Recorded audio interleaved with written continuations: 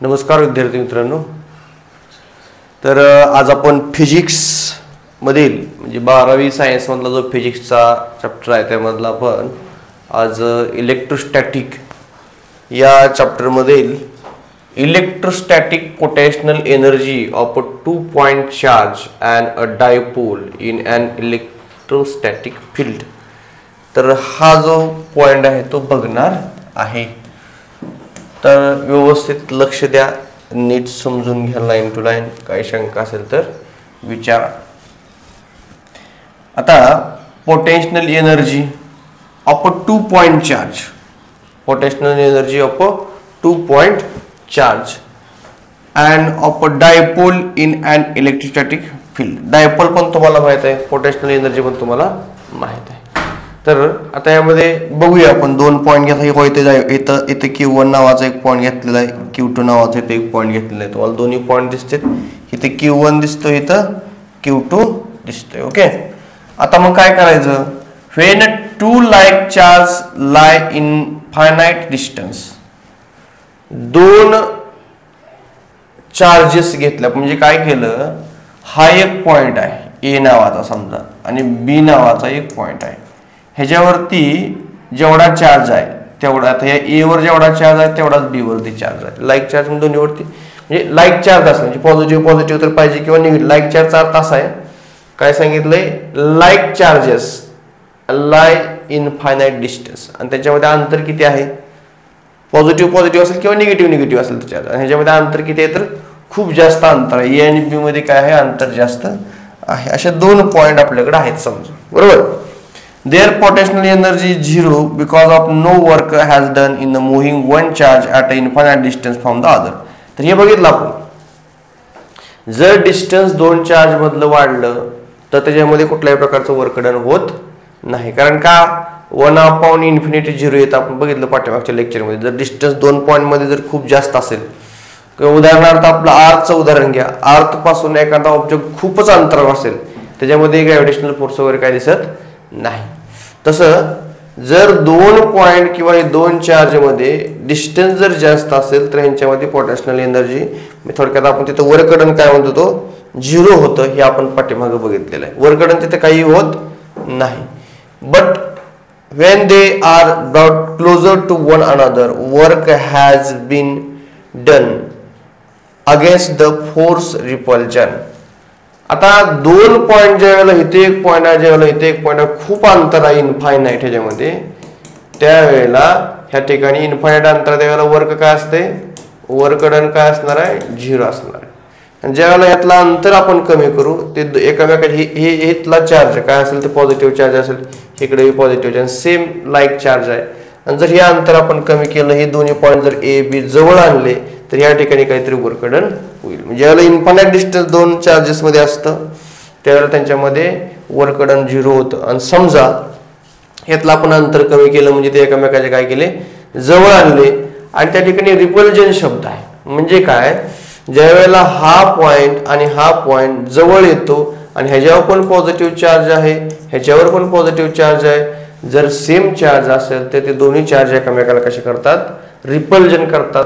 तुम्ही पाठीमागे मॅग्नेट सुद्धा बघितलं, N जवळ आलं, N पोल जवळ आला की ते रिपल्जन करतं, किंवा S पोल जवळ आलं तर ते काय करतं, रिपल्जन करतं.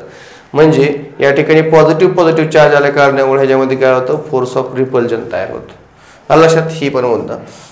As electrostatic force is a conservative, this work gets stored as the potential energy of a 2 charges.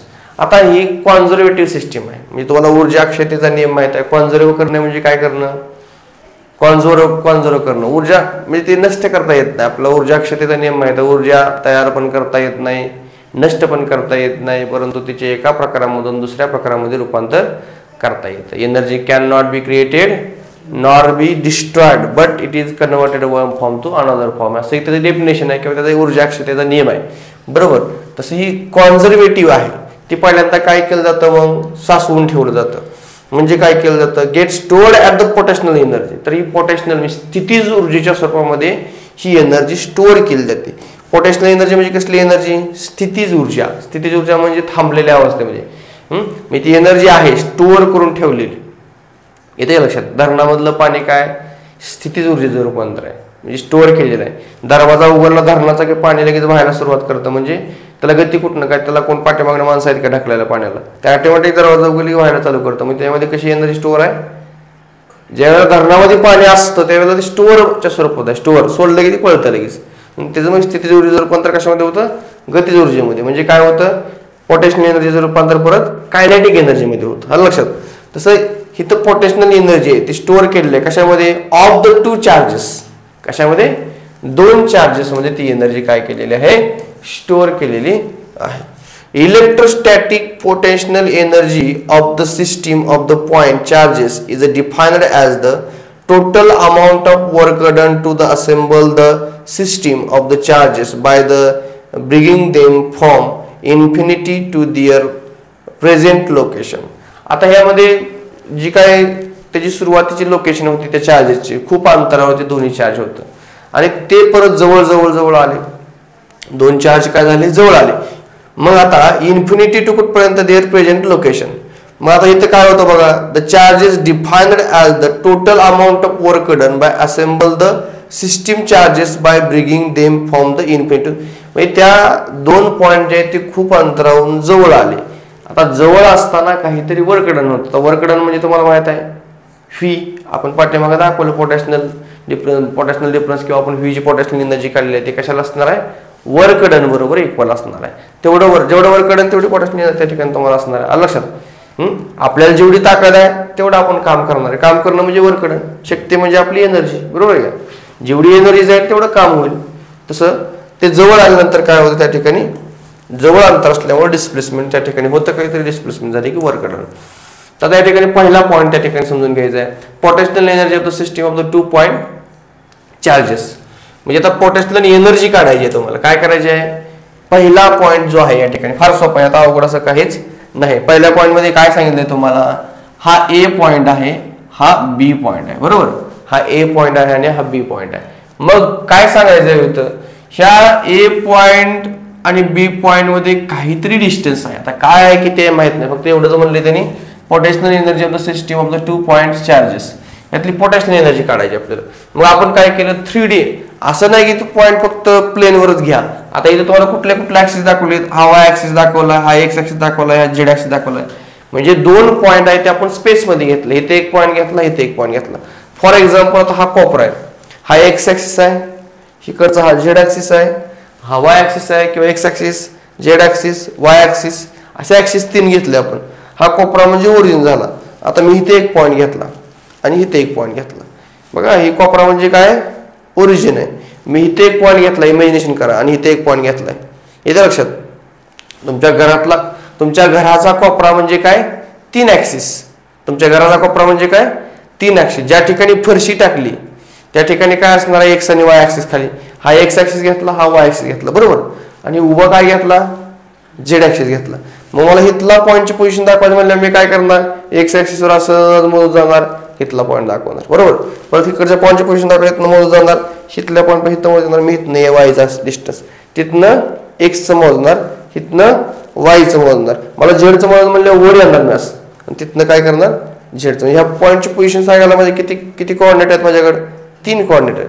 मी इथे एक पॉईंट घेतला, परत इथे एक पॉईंट घेतला. ह्याची पोझिशन कशी सांगणार मी, किंवा इकडे इथे घेतला. मग तिथनं मी एक्सवर जाणार, एक्स पासून इथं बघणार किती, इथनं वायवर जाणार, इथं वायवर बघणार. मी झेडवर जाणार, ते झेडवर बघणार. म्हणजे 2 पॉईंट कशामध्ये येतात, हे स्पेसमध्ये आहेत. ही कशी स्पेस मधले 2 पॉईंट आपण घेतलेले आहेत. मग या ठिकाणी ए आणि या ठिकाणी बी. आता ह्याचं ओरिजिन पासूनचं अंतर किती आहे, R1 काहीतरी अंतर असेल डिस्टन्स त्याचं. आणि इथपर्यंत इथपर्यंत अंतर किती आहे, R2 एवढा डिस्टन्स या ठिकाणी आहे. ह्याला आपण काय म्हणूया, ए आणि ह्याला म्हणूया बी. हे R1 पासून R2 पर्यंत काय, हे R1 to R2 डिस्टन्स तुम्हाला या ठिकाणी दाखवलेलं आहे. आता हे तुम्हाला Q1 नावाचा चार्ज असेल, Q2 नावाचा चार्ज असेल, ए नाव दिलं, याला बी नाव दिलं. ओरिजिन पासून बी पर्यंत अंतर हे R2 आहे, ओरिजिन पासून ए पर्यंत अंतर R1 आहे. आणि हे दोन्ही ए बी काही दिलं तुम्हाला, R12 जो आहे तो काय दाखवला या ठिकाणी, ती डिस्टन्स दाखवली ए आणि बी मधलं. आता समजून घेऊया नेमकं काय आहे. Let us consider the two charges Q1 and Q2 with the position vector R1 and R2 relative to the origin O. काय सांगितली माहिती, तर या ठिकाणी ए नावाचा एक पॉइंट आहे, बी नावाचा एक पॉइंट आहे, म्हणजे Q1 आणि Q2 आहेत आणि हे ओरिजिन पासून R1 आणि R2 ह्या पोझिशनला स्थित आहेत किंवा थांबलेले आहेत.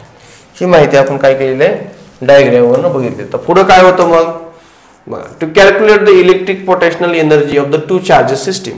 आपल्याला काय समजून घ्यायचं इथं, तर to calculate the electric potential energy of the two charges system, दोन चार्जेस सिस्टीम मधली आपल्याला इलेक्ट्रिक एनर्जी समजून घ्यायची, इलेक्ट्रिक पोटेन्शियल एनर्जी आपल्याला समजून घ्यायची आहे. We assume that the two charges, पहिला चार्जेस Q1, दुसरा काय Q2. डायग्राम मध्ये जे दिसतंय ते सांगतोय आपण. पहिला चार्ज काय आहे Q1, दुसरा काय आहे Q2, R initially at infinite. पहिल्यांदा काय होतं, हे तुमची काय सिस्टीम आहे, ह्याच्यामध्ये ह्यातलं अंतर काय होतं पहिल्यांदा ए आणि बी मधलं, म्हणजे हा Q1 होता, हा काय होता Q2. ह्याच्यामध्ये अंतर काय होतं पहिल्यांदा खूप जास्त अंतर होतं, अंतर काय होतं खूप जास्त होतं. परत काय झालं ते आपण कमी करा एक, म्हणजे काय म्हणलं work done in bringing charges to the given location by the external agency.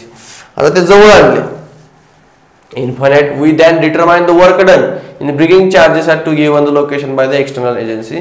मग and bringing the first charges Q1 to the position AR1. तो परत कुठल्या पोझिशनला आला, AR1 या पोझिशनला आला. No work done in the because there is no external field against the which work is required to be done and charge Q2 is still infinity. आता पहिल्यांदा जर आपण बघितलं तर त्यांच्यामध्ये खूप अंतर असल्या कारणामुळे त्या ठिकाणी वर्क डन होणार नाही. म्हणजे पहिल्यांदा ह्या ठिकाणी एक पॉइंट होता, ह्या ठिकाणी एक पॉइंट होता, त्यांच्यामध्ये A आणि B मध्ये एवढा अंतर होतं, म्हणजे Q1 नावाचा आणि Q2 नावाचा चार्ज, त्यामुळे या ठिकाणी वर्क डन होण्याचा प्रश्न येत नव्हता. W1 इज इक्वल टू 0, म्हणजे पहिल्या वेळेस वर्क डन काय होईल 0 होईल. म्हणजे W1 म्हणजे पहिलं वर्क डन. का पहिलं वर्क डन 0 आलं आपलं, तर दोन पॉइंट मधलं जे हे डिस्टन्स होतं Q1 आणि Q2 मधलं ते काय होतं इनफायनाइट होतं. काय होतं इनफायनाइट, म्हणजे खूप जास्त डिस्टन्स त्या ठिकाणी होतं, त्यामुळे त्याचं वर्क डन काय आलं 0. च्या पाठीमागे बघितलं वर्क डन 0 काय येतं, तर त्या दोन चार्ज मधला अंतर जर जास्त असेल इन्फिनिटी पर्यंत असेल तर वर्क डन काय होतं त्या ठिकाणी कुठल्याही प्रकारचं वर्क डन होत नाही, म्हणजे त्या ठिकाणी वर्क डन 0 झालं किंवा त्या ठिकाणी पोटेन्शियल एनर्जी 0 झाली. This charge produces potential in a space given by. आता आपल्याला काय करायचंय, पोटेन्शियल त्या ठिकाणी स्पेस मध्ये तयार होईल. पोटेन्शियल त्या ठिकाणी काय होणार आहे V नावाचं पोटेन्शियल तयार होईल. मग ती किती असेल, V1 इज इक्वल टू आपला फॉर्म्युला आहे पोटेन्शियलचा 1/4 pi epsilon not Q1 upon R1. हे पोटेन्शियल कुठल्या पॉइंटच्या ठिकाणी तयार झालं, Q1 मुळे आपल्याला त्या ठिकाणी पोटेन्शियल तयार झालेला आहे, तर त्याचा फॉर्म्युला हा झाला. Where R1 is distance from the point A to origin. हे दिसतंय तुम्हाला R1 डिस्टन्स कशामधला आहे, तर आपण मग 3D मध्ये घेतलं होतं. हे ओरिजिन तुमचा, इथनं इथपर्यंत अंतर काय होतं, तर हे काय होतं तुमचा Q1, हे काय होतं Q2, हे काय झालं R1, हे काय झालं R2. आलं लक्षात. तर हे डिस्टन्स तुमचं होतं, इथं ओरिजिन पासूनचे अंतर हे Q1चं होतं. आता सेम तसंच when we are bring charge Q2 infinity to the काय म्हणलं BR2 at a distance of R1 to from the Q1 work done is. आता इथं वर्क डन कसं होतं बघा, नीट समजून घ्या. आता काय सांगितलं, when we are bring charge Q2 from infinity to the BR2 at a distance of R12 from Q1 work done is. आता वर्क डन कसं होते बघा, आता R1 आणि R2 दोन डिस्टन्स तर ओरिजिन पासून आपल्याकडे आहेत, परत A आणि B डिस्टन्स किती सांगितलंय बघा. आता W2 नावाचं वर्क डन पण Q1 साठी एकट्यासाठीच काढला आपण बरं का, एकट्यासाठी पोटेन्शियल काढला आपण. आता दोन पॉइंट साठी पोटेन्शियल काढायचं, म्हणजे काय वर्क डन W2 काढायचं. Potential at B due to the charge Q1. म्हणजे आता ह्या डायग्राम मध्ये थोडंसं ऑब्झर्वेशन करा तुमचं बघा. हे काय डिस्टन्स होतं R1, हे काय डिस्टन्स आहे R2, इथं कुठला चार्ज आहे Q2, इथं कुठला होता Q1. आता हे अंतर किती आहे R12. आता R12 का लिहिले ते नीट समजून घ्या. ह्या Q1 चार्ज मुळे Q2 ह्या ठिकाणी काहीतरी पोटेन्शियल तयार होईल, म्हणून R1 मुळे R2 च्या ठिकाणी काय दिलं इथे कन्सेप्ट बघा. Potential at B due to the charge Q1. या ठिकाणी काहीतरी पोटेन्शियल तयार होईल, म्हणजे Q2 च्या ठिकाणी R12 चा अर्थ काय 1 मुळे 2 च्या ठिकाणी पोटेन्शियल तयार होणार. R12 म्हणजे काय 1 मुळे 2 च्या ठिकाणी पोटेन्शियल तयार होईल. R12 लिहिलं घेतो आपण, काय R12 म्हणजे काय 1 या ठिकाणी असणाऱ्या पोटेन्शियलचा परिणाम या ठिकाणी, म्हणजे Q1 या ठिकाणी Q1 या ठिकाणी असणाऱ्या पोटेन्शियलचा परिणाम कुठे होतो Q2 या ठिकाणी, म्हणजे R12. आता इथे जर R21 लिहिलं असतं काय म्हणलं असतं, Q2 च्या ठिकाणी असलेल्या पोटेन्शियलचा परिणाम कुठे होतो Q1 च्या ठिकाणी. हे लक्षात ठेवा. म्हणजे R12 लिहिण्यामागे पण तिथे काहीतरी कारण आहे, तर R21 का लिहिलं नाही हे पण लक्षात घ्या. म्हणजे इथल्या पोटेन्शियलमुळे ह्या ठिकाणी काहीतरी परिणाम होतो, म्हणजे Q2 या ठिकाणी पोटेन्शियल होतं. मग आता तेच लिहिलं या ठिकाणी W2 मध्ये. W2 potential at B due to the charge Q1 into Q2. म्हणजे दोन पोटेन्शियलच्या या ठिकाणी काय केलेलं मल्टिप्लिकेशन केलेलं, चार्जेस पोटेन्शियलचं मल्टिप्लिकेशन. बघा मग आता काय करा, हे तर आपल्याला माहित आहे पोटेन्शियल ड्यू टू काय Q1. आता आपण वरती काय काढू शकतो, म्हणजे आपल्याला माहित आहे potential at B due to the charge Q1. दोन पोटेन्शियलचे जर आपल्याकडे दोन चार्जेस जर असतील तर त्यांच्यामध्ये पोटेन्शियल एका पॉईंटमुळे दुसऱ्या पॉईंटच्या ठिकाणी ज्यावेळेला पोटेन्शियल तयार होतं त्यावेळेला ते कसं सोडवायचं असतं आपल्याला माहित आहे. एका पॉईंटमुळे दुसऱ्या पॉईंटच्या ठिकाणी ज्यावेळेला पोटेन्शियल तयार, दोन चार्ज असले की आपल्याला हा फॉर्म्युलाच आहे काय, तर त्याच्यातलं potential V is equal to Q1 into Q2 divided by 4 pi epsilon not R12. हे तुमचा ओरिजिनल फॉर्म्युला आपल्याकडे इयत्ता 11मध्ये आपण बघितलेला आहे. इयत्ता 11मध्ये पण इलेक्ट्रोस्टॅटिक चॅप्टर त्याच्यामध्ये आपण बघितलेला आहे. काय दोन चार्जेस आहेत तर या ठिकाणी पोटेन्शियल किती, हा Q1 आहे, हा काय आहे Q2 आहे. म्हणजे ह्यांच्यामधलं अंतर शोधून काढा, हे अंतर झालं. मग काय Q1 into Q2 divided by 4 pi epsilon not, ह्यांच्यातलं अंतर वर R12 डिस्टन्स. हे तुमच्याकडे काय आहे, ही तुमचा झाला तयार.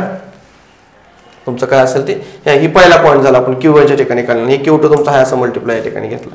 एकच पॉईंट घ्या, म्हणजे मागासारखा फॉर्म्युला ऑलरेडी इथे काढलेला आहे, तेच फॉर्म्युला, फक्त इथं R12 का घेतलं डिस्टन्स घेतलं.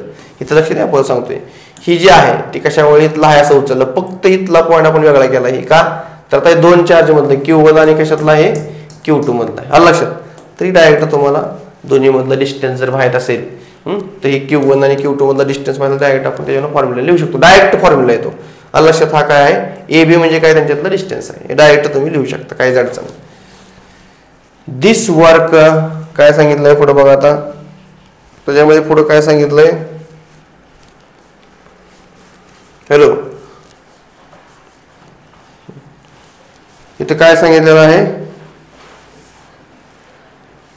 इथे काय येतंय, this work done is the bringing the two charges to their respective location is stored as the potential energy of the configurations of the two charges. म्हणजे आता तुम्हाला ते काय करता येईल, आता U is equal to 1/4 pi epsilon naught Q1 into Q2 divided by R12. येते लक्षात, R12 म्हणजे काय सांगितलं या ठिकाणी, हे जे तुम्ही मांडलेलं आहे हे दोन्ही मधलं काय, हे U आपण कशासाठी वापरतो, U नोटेशन कशासाठी आहे, पोटेन्शियल एनर्जीसाठी हे नोटेशन आहे. फक्त यात लक्षात काय ठेवायचं बघा. आता डायग्राम एक पहिला लक्षात ठेवायची, डायग्राम काढता येईल सगळ्यांना.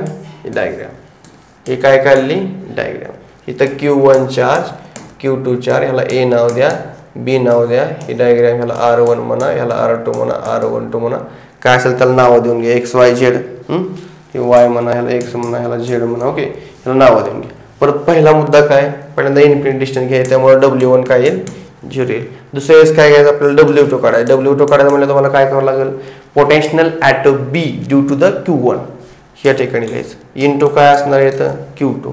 मग W2 काढण्यासाठी आपल्याकडे काय, म्हणजे पहिल्यांदा W1 काढण्याचं त्या ठिकाणी तिथलं काय करायचं, वरकडून पोटेन्शियल काढून घ्यायचं. ते काय असतं, Q1 ह्या पॉईंट ठिकाणी असणार 4 पाय एप्सिलॉन नॉट R1 हे काढून घ्यायचं. बरोबर, हे पहिलं झालं. परत तुम्हाला घेतलं हे जे आहे ते इथं आहे असं पुट करायचं, त्याला Q2 ने मल्टिप्लाय करायचं, म्हणजे काय येईल तुमचं Q1 into Q2 divided bye काय 4 पाय एप्सिलॉन नॉट R12 एवढा यामध्ये बदल आहे. हे तीन फक्त तुम्हाला पॉईंट लक्षात ठेवायचे, बाकी सगळं सेम आहे, काय त्यातलं काही वेगळं नाही. फक्त 2-3 फॉर्म्युला तुम्हाला लक्षात ठेवायचे आहेत. आता त्याच्यावर एक एक्झाम्पल बघूया आणि मग नवीन पॉईंट नवीन लेक्चरला बघूया. तर काय सांगितलं या ठिकाणी बघा, 2 चार्जेस ऑफ द मॅग्निट्यूड 5 काय दिलं या ठिकाणी, 2 चार्जेस ऑफ मॅग्निट्यूड 5 नॅनो दिले का कोलम, नॅनो कोलम. परत त्यानंतर काय minus nano coulomb are the placed at point two cm 0 and 0. आता 3D मधली पोझिशन दिली बरं, तुम्ही म्हणताय तर 2 सेमी काय दिलंय, कॉमा 0 दिलंय, 0 दिलंय, ही काय दिलंय X Y Z. 3D मधला पॉइंट आहे, 3 पॉइंट दिले म्हणजे 3D पोझिशन दिली त्याची पॉइंटची. एक्स वाय झेड ऍक्सिस दिले ना आपल्याला. परत तुम्हाला या ठिकाणी काय दिलंय 20 सेमी, परत 0 परत 0, म्हणजे तुम्हाला ह्याच्यावर एक अंदाज येईल. काय अंदाज येईल? आता बघा इथं 2 सेंटीमीटर आहे, ते किती आहे 20 सेंटीमीटर आहे. म्हणजे एक्स आणि पहिला इथलं x1 इथं पॉईंट काय असेल x1 y1 z1 बरोबर. ही पोझिशन पहिल्या पॉईंटची झाली. दुसरा पॉईंट काय आपल्याकडे x2 y2 आणि z2 बरोबर का. आता पहिला x1 किती आहे आपला 2, दुसरा किती आहे 20. तर ह्यांच्यामध्ये अंतर आपल्याला काढता येईल, जवळजवळ 18चा फरक ह्याच्यामध्ये पडेल बरोबर का. 2 पॉईंट मधलं अंतर काढता येईल ना. तर 3D मध्ये पॉईंट आहेत. हे कसे पॉईंट आहेत 3D मध्ये म्हणजे लक्षात घेता येईल. 3D मध्ये पॉईंट आहे, 3D मध्ये तुम्हाला कोऑर्डिनेट जॉमेट्री समजायला पाहिजे. मग आता इथे तुम्हाला सांगितलं हे तुमचा y ऍक्सिस आहे बरं का. हे कुठला आहे z ऍक्सिस आणि हा कुठला x ऍक्सिस. पहिला पॉईंट किती वरती आहे 2 वरती, दुसरा पॉईंट कुठं आहे 20. इथं तुमचा हा x ऍक्सिस आहे. पहिला पॉईंट किती वरती आहे. आता दुसरं 2 तर ओरिजिनल दिले, बाकी काय अडचणच नाही. हाच पॉईंट दिलाय आपल्याला घेऊन बघा. पहिला 2 दिलाय, दुसरा किती दिलाय 20 दिलाय. म्हणजे काय दिलं या ठिकाणी पहिला काय या ठिकाणी ही 2 तुमचा काय असेल तिथं 2 आला आणि दुसरा काय या 20 वरती आहे. म्हणजे ह्यांच्यातलंच अंतर दिले. म्हणजे 20 मधून जर 2 गेलं तर किती येईल 18. मग ह्यांच्यामध्ये अंतर किती असणार आहे 18चा डिस्टन्स किती असणार आहे 18 एवढं डिस्टन्स त्याच्यामध्ये असणार आहे.